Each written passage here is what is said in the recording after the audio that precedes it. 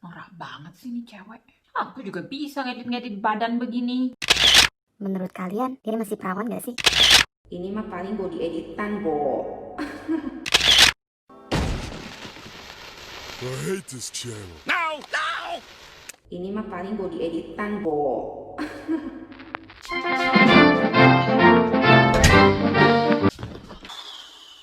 Capek tau gak sih? Banyak banget setrikaan. Kenapa sih? Setrikaan tuh nggak jalan aja sendiri gitu, rapi-rapi sendiri. Bisa gak sih?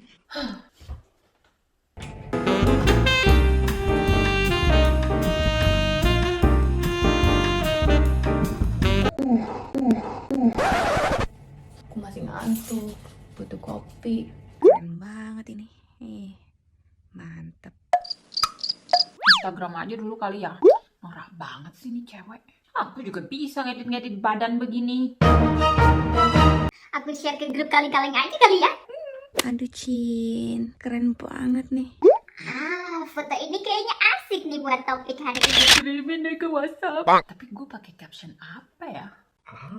Baby tak buatlah itu di Santorini. Mampus kau. Pagi-pagi si Emi udah kirim-kirim gosip nih. Wah, Ika mau kesana nanti. Grup kaleng-kaleng lagi rame nih.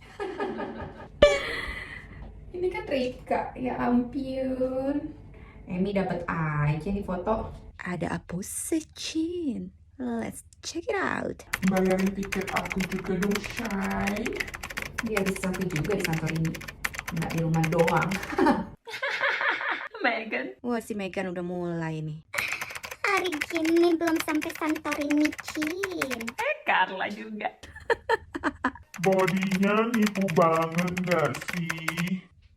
Makin seru nih. Ini mah paling body editan, Bo.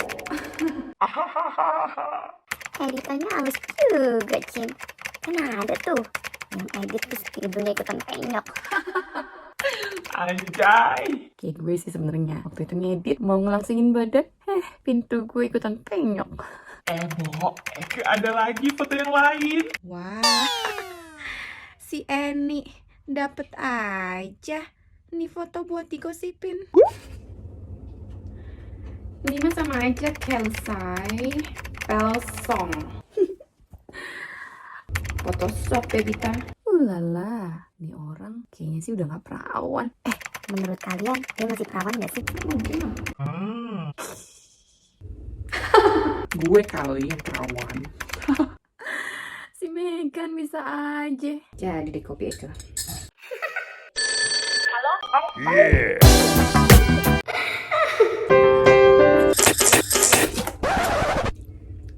Anjir. Gue kasih apaan ini? OMG. Iyanya.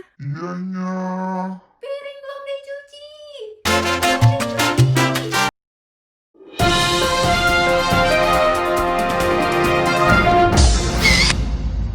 Let's Marvin Gaye and get it on. You got the feeling that I want. Just like I said,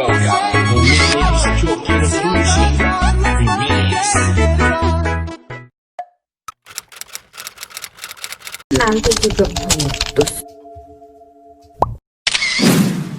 Mana gebetan ini? Beli lagi.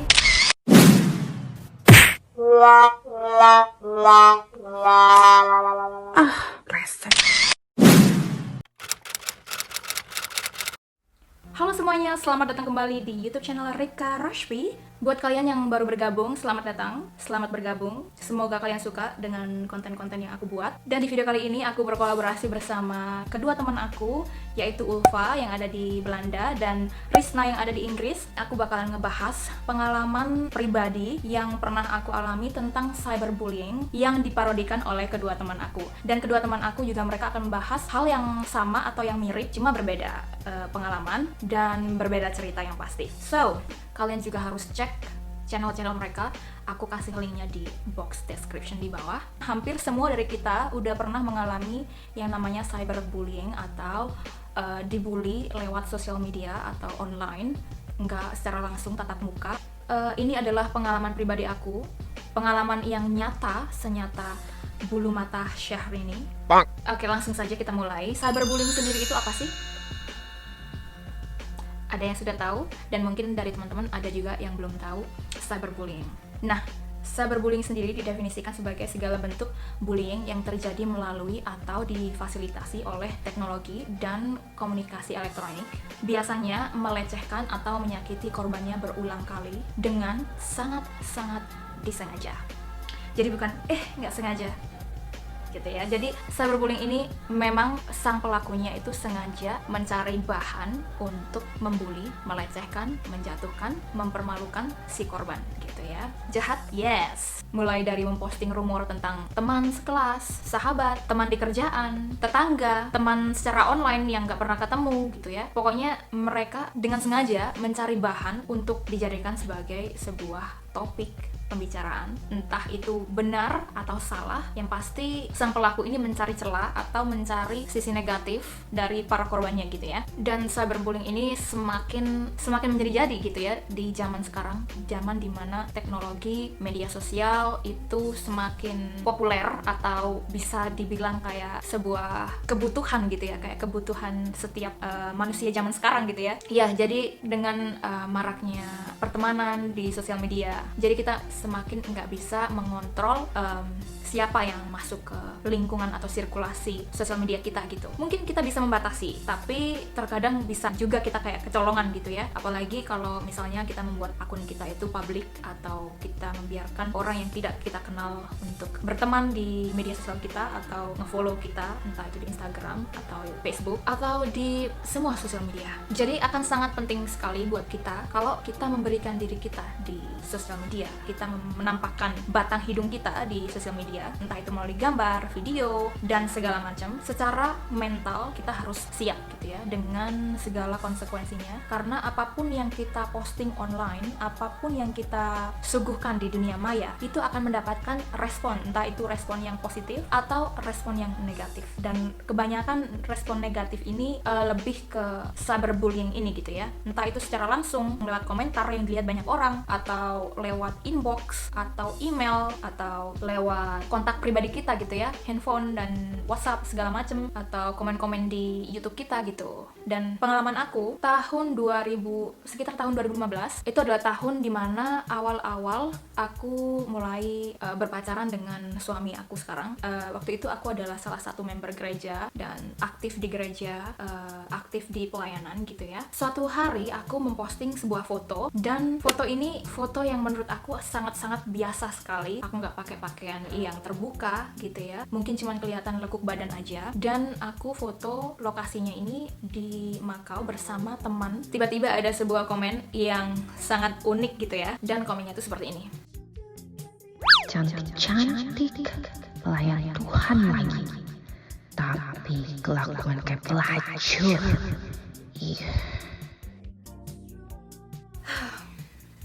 Yang pertama, komen ini nggak ada hubungannya sama sekali dengan foto yang aku posting. Yang kedua, dia tahu aku aktif di gereja atau pelayanan gitu ya. Jadi aku berasumsi ini adalah orang yang berada di gereja, orang yang tahu aku gitu, bukan orang yang random. Karena aku di Facebook nggak berteman dengan banyak orang gitu ya. So aku berasumsi ini adalah orang gereja gitu. Yang ketiga, komentator ini ngomong soal pelacur gitu ya, dan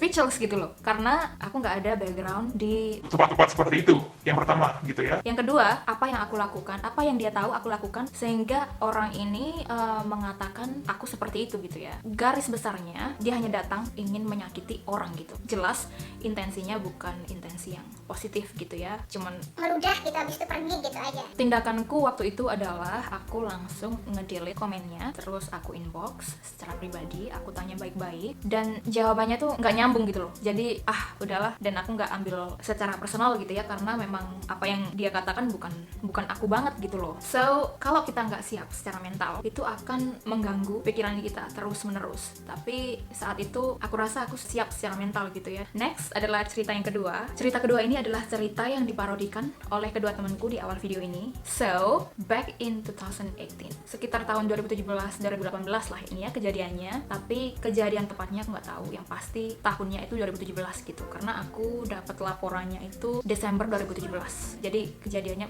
sekitar tahun-tahun itu juga gitu ya. Dan tahun-tahun itu adalah tahun-tahun dimana aku mulai berteman dengan orang-orang yang random, dari teman ke teman gitu ya. Kita saling follow di sosial media itu orang-orang yang nggak benar-benar aku kenal di dunia nyata gitu. Kebanyakan sih ya berteman dengan orang-orang yang menikah dengan WNA gitu. Nah, ada sebuah grup. Nah, grup ini aku nggak tahu pasti di dalamnya siapa aja anggotanya. Yang pasti yang orang yang aku kenal yang menjadi pelaku sebagai cyberbullying itu beliau Menikah dengan WNA. dan aku ngefollow beliau di Instagram itu tepatnya lupa ya, pokoknya 2017 tuh kita berteman. Nah, si pelaku ini punya grupnya itu entah ya isinya siapa aja, entah itu semua orang-orang yang berpasangan WNA atau cuma teman-teman biasa gitu. Yang pasti si pelaku ini suka nge-screenshot, ya nggak tahu kalau dia suka nge-screenshot foto-foto orang yang lain, ya pasti salah satunya adalah foto-fotoku gitu. Nggak cuma satu foto, dua, yang aku tahu dua gitu ya, yang aku dapat laporan dan aku dapat buktinya juga, bukan cuma dari omongan ke omongan, tapi ada buktinya sayang. Ada buktinya gitu. Jadi dia mengambil bahan, cemplungin ke grup supaya dibicarakan, sama seperti parodi yang diperankan oleh kedua temanku itu tadi gitu ya. Sebenarnya tujuan dia apa, aku juga nggak tahu. Kalau dibilang jealous atau iri, sebenarnya secara realita nggak ada sama sekali yang dijealousy gitu ya dari seorang aku, apalagi aku nggak pernah ketemu atau nggak kenal beliau secara langsung gitu. Tujuannya apa nggak tahu. Yang pasti bukan tujuan yang positif, bukan yang baik gitu ya. Apakah aku pernah bikin masalah personally sama orang ini? Aku nggak ingat pernah bikin masalah apapun dengan yang bersangkutan. Jadi cyberbullying ini ya bisa datang dari siapa aja, nggak cuman dari former friend atau ex friend, nggak cuman dari mantan teman gitu ya, tapi ya random aja gitu, orang yang nggak kenal kita pun bisa kalau lagi iseng gitu ya, entah iseng entah gimana, ngomongin aja gitu, entah karena hobinya atau karena nggak ada kerjaan. Waktu itu aku keep beberapa minggu sampai akhirnya kayak aku juga kesel gitu ya, karena selama berteman tidak ada sedikit pun pikiran di otakku ini yang jahat tentang beliau. Intinya nggak ada sama sekali maksud apapun, dan aku pun sebelumnya sering kayak nge-reply story beliau gitu ya. Ya sangat wajar gitu, sedikit pun nggak ada pikiran jahat atau pikiran bahwa beliau itu bakalan ngejulitin aku seperti itu gitu ya. Sampai akhirnya aku pun meledak karena aku berpikir kalau dia berbuat seperti ini sama aku, pasti banyak juga korbannya gitu ya. Dan memang ada beberapa gitu korban dari si dia ini gitu ya, yang dibicarakan sama si dia tuh nggak cuma aku aja gitu, banyak atau ada beberapa gitu. So akhirnya aku meledak, aku buka identitasnya di sosial media, which I wish, aku benar-benar sangat berharap kalau bisa memutar waktu kembali ya, aku nggak akan melakukan tindakan seperti itu gitu loh. Aku nggak akan membeberkan identitasnya, aku nggak akan merespon atau bereaksi seperti itu atau marah seperti itu gitu loh. Itu bukan tindakan yang bijak gitu ya, yang dulu aku lakukan gitu. Tapi yang sudahlah. Apa sih motivasi atau motif dari cyberbullying atau motivasi dari si pelaku ini?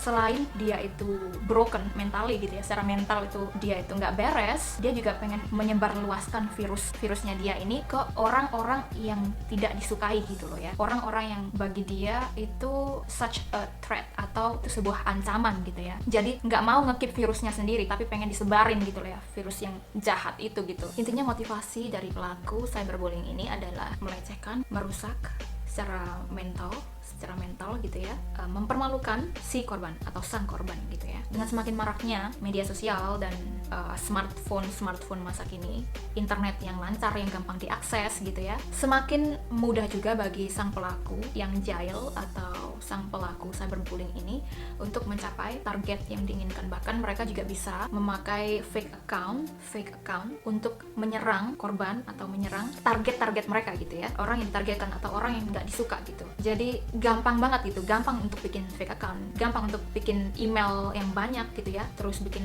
fake account sebanyak-banyaknya untuk menyerang orang ini, menyerang korban ini gitu. Yang paling berbahaya adalah menyebabkan emosional yang sangat dalam gitu ya, lebih ke mental gitu ya, mental health atau kesehatan mental seseorang gitu ya, karena tidak siap secara mental untuk menerima serangan demi serangan dari sang pelaku cyberbullying ini gitu. Next, efek dari cyberbullying ini sendiri ya sangat berbahaya. Mungkin kelihatan di media sosial ini, online ini nggak nyata ini gitu ya, tapi pengaruhnya ke psikologi seorang itu sangat-sangat berbahaya gitu ya, karena sebenarnya cyberbullying adalah bentuk pelecehan psikologis yang sangat parah gitu, lebih parah daripada kamu dilempar batu sama temen main kamu gitu. Dan kerusakan mentalnya bisa jangka pendek, bisa juga kerusakan mental jangka panjang gitu ya. Jadi sangat-sangat berbahaya bagi si korban kalau si korban nggak siap secara mental. Pesan saya untuk orang tua di luar sana yang mempunyai anak gitu ya, penting sekali untuk kalian membekali anak-anak kalian dengan pondasi yang kuat, seperti sesering mungkin berkomunikasi dengan anak. Penting banget untuk menjalin komunikasi. Biasanya anak-anak remaja itu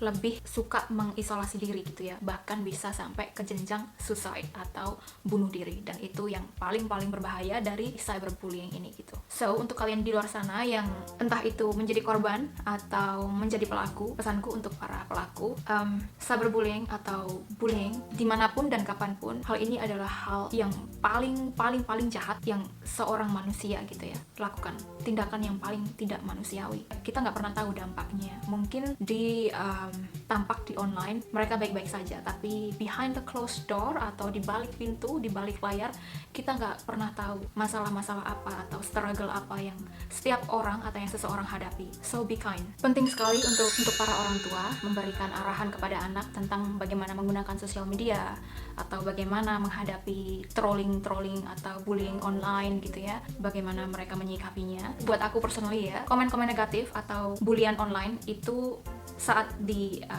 tahap saat ini itu sudah lewat gitu ya, karena hal pertama yang bakalan aku review adalah satu, pendapat orang-orang yang aku sayang atau orang-orang yang aku kenal baik gitu ya. Pendapat mereka atau komen mereka itu akan aku pertimbangkan. Tapi kalau komen-komen online, apalagi stranger atau orang-orang yang gak aku kenal, bye.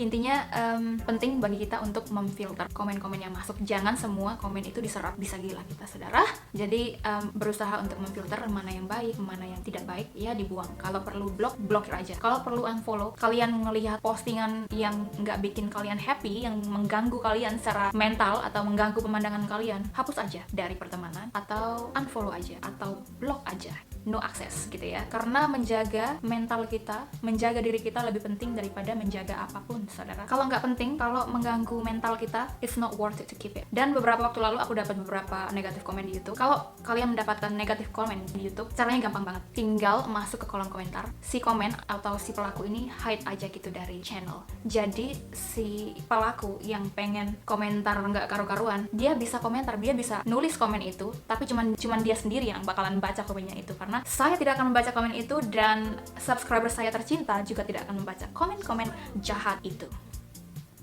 Nah, itu cara yang pertama kalau kita mendapatkan respon atau komen negatif atau bully dari orang-orang yang kita tidak kenal atau orang-orang yang tidak kita kenal atau dari strangers. Tapi kalau dapat komen dari keluarga atau dari orang-orang yang dekat atau dari sahabat, nah komen-komen itu harus kita evaluasi gitu ya. Apakah komen itu adalah komen yang positif atau komen yang akan membuat kita lebih baik ke depannya gitu ya. Terkadang kita juga harus berpikir bahwa nggak semua komen yang kedengarannya negatif itu adalah komen yang negatif. Kadang kalau kita merendahkan hati kita gitu ya, mau belajar, mau mendengar gitu, kadang kita bisa belajar mengambil sesuatu hikmah dari komentar orang-orang sekitar kita yang punya intensi yang positif atau punya positive interest sama kita. Nah, komen-komen itu yang perlu kita perhitungkan, pemirsa. Tapi kalau komen-komen dari orang-orang yang tidak kenal, ciao, jangan diambil secara personal ya. Sayangi mental kita, sayangi diri kita, jangan ngambil hal-hal seperti itu secara pribadi gitu ya. Dan ingat, kalau kalian siap menunjukkan diri kalian, menunjukkan batang hidung kalian online, kalian juga harus siap untuk menerima respon-respon baik itu yang negatif atau yang positif.